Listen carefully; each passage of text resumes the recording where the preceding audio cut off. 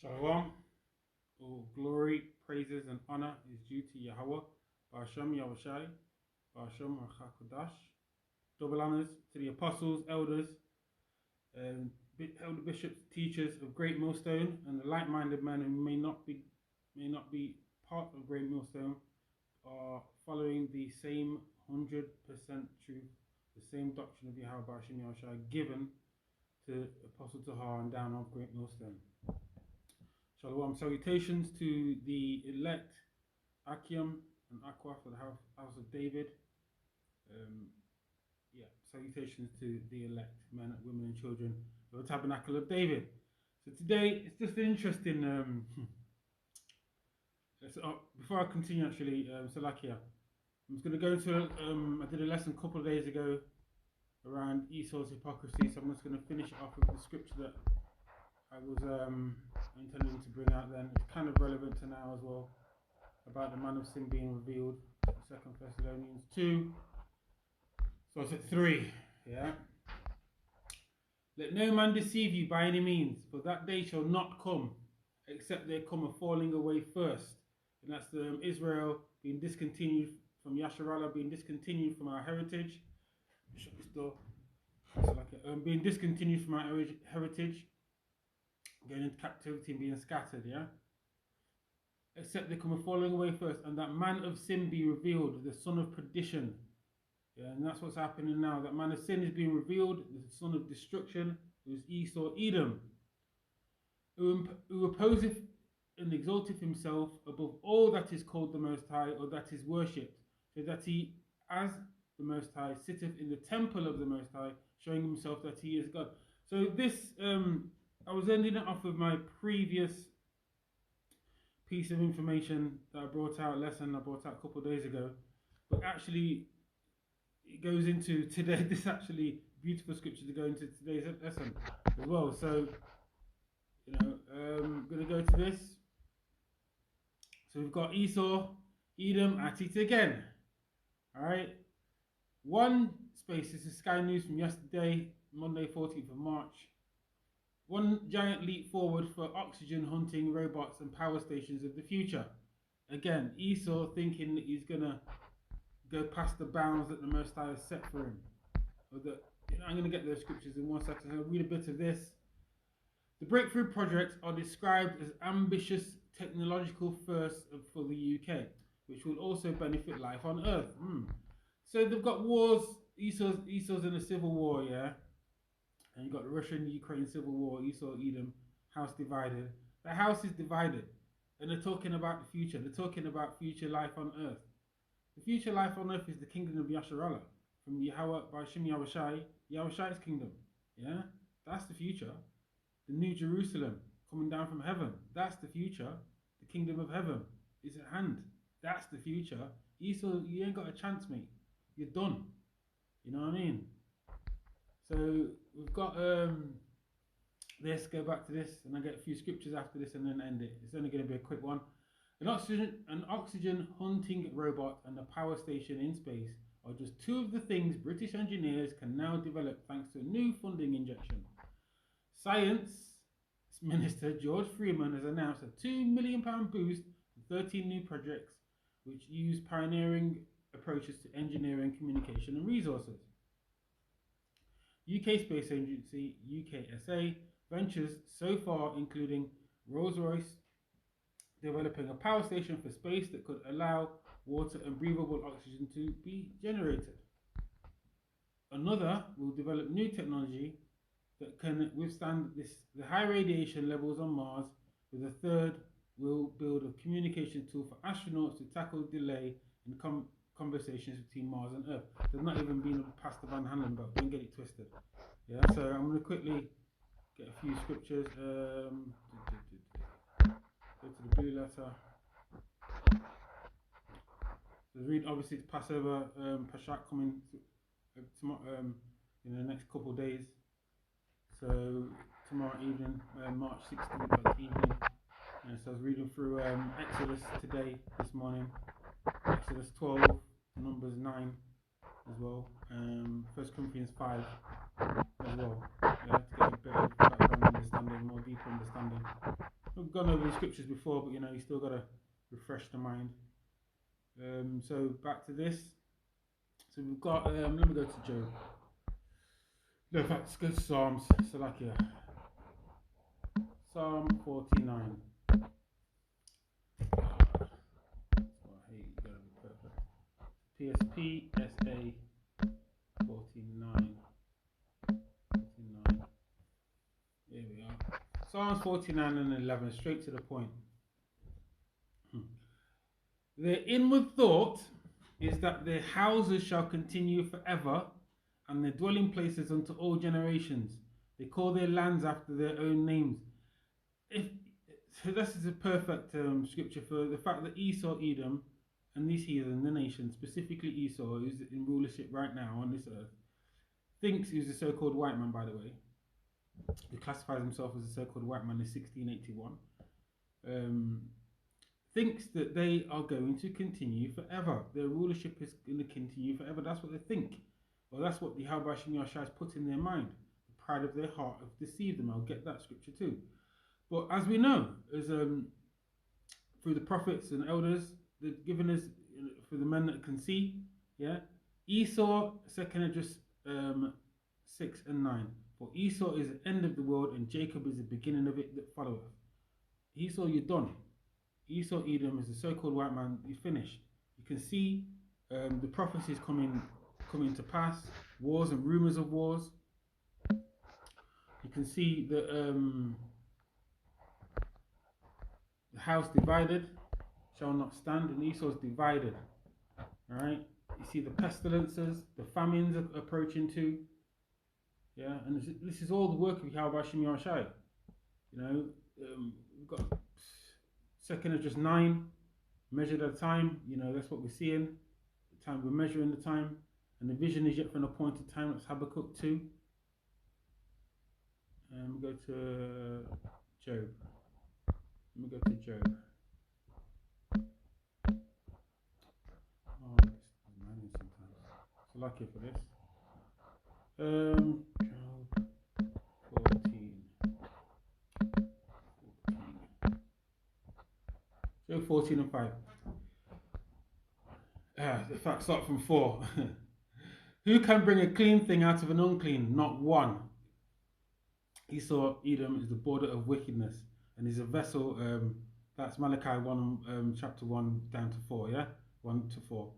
And is a vessel of wrath set for destruction. That's in Malachi, but it's also specifically mentioned in Romans 9:13 on down. Yeah. Who can bring a clean thing out? Job 14 and 4. Who can bring a clean thing out of an unclean one? Unclean, not one. Seeing his days are determined. Yeah. Let me go to this word determined.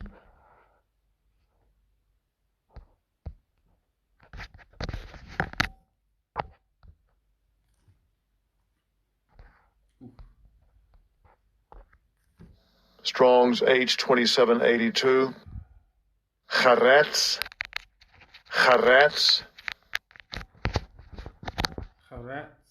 So yeah, to cut, sharpen, decide, decree, determine, the main move, be decisive, be mutilated. Ooh, to sharpen, to decide, to be decisive.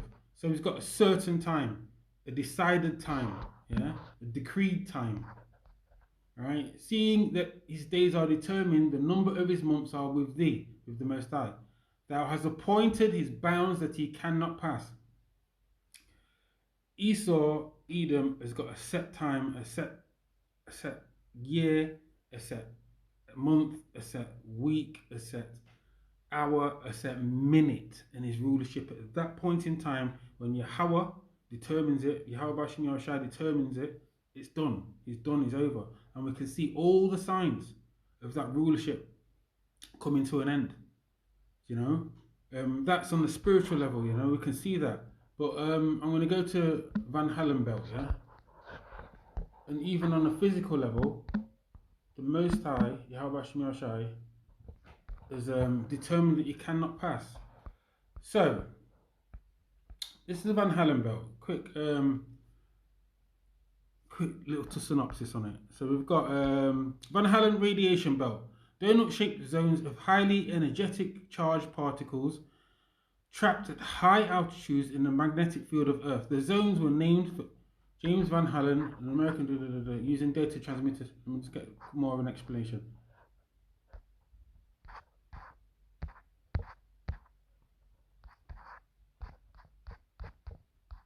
Let me go to it.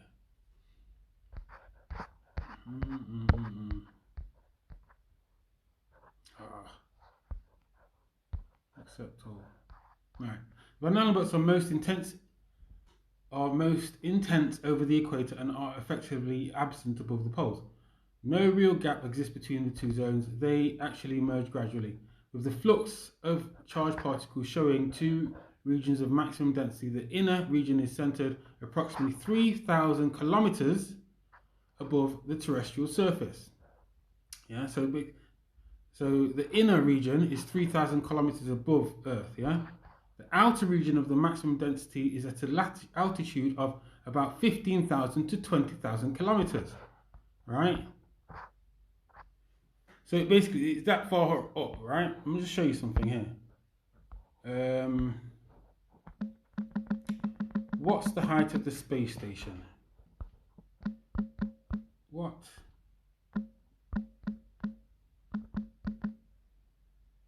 Height of International Space Station.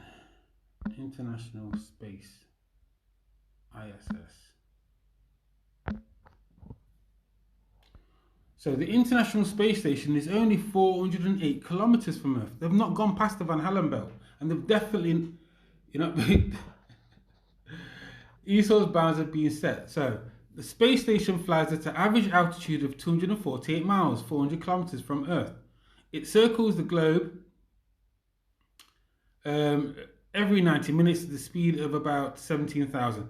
So the Most High set a limit that they cannot pass. Right? They've not gone to the moon. The physically, yeah, there's images of the Van Allen belt there. The inner radiation, outer radiation belt. Look.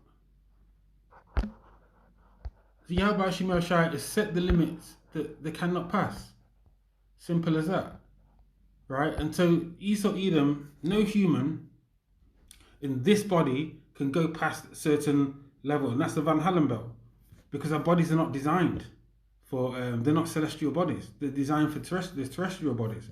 We get that in 1 Corinthians 15, Seeing his days are determined, the number of his months are with thee.